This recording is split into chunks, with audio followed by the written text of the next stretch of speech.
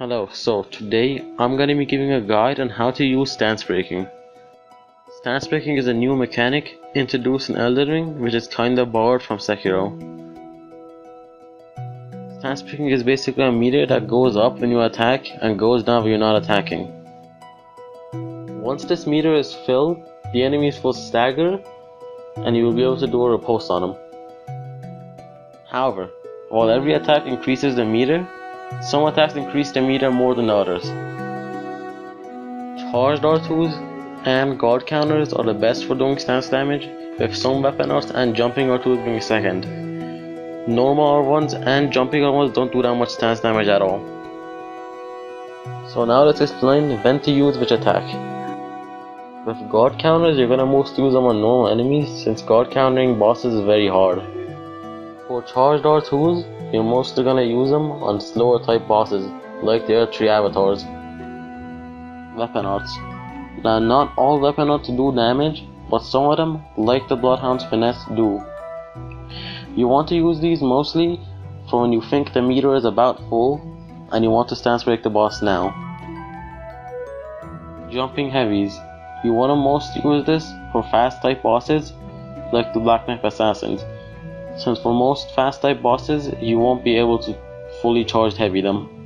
So using Jumping Heavies is your best choice.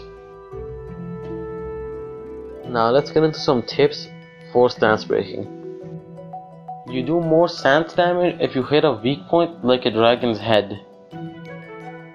The stance break meter goes down really fast, so repeatedly attacking to keep it up is very important.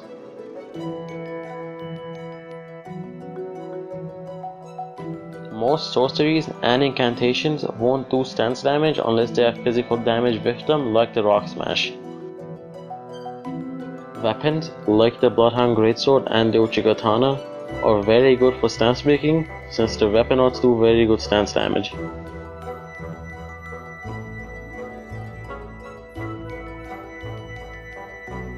The Colossal Joints can be sunlocked by sneaking up on them, using 2 charged heavies on their foot.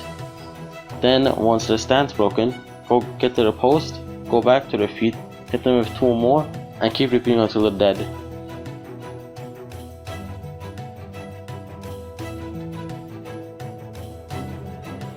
Stance breaking is very useful for bigger enemies like the giant, since most of the time they're very slow.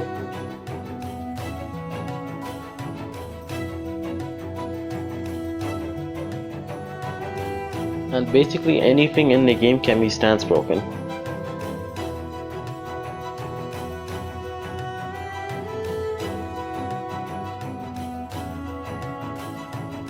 And from what I've seen, you do more stance damage with bigger and heavier weapons.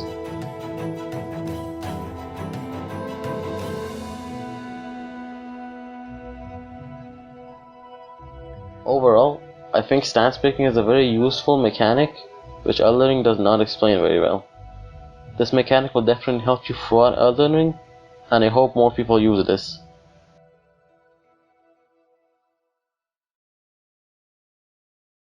Well, that's it for this video. I hope this video helped you, and remember to like and subscribe.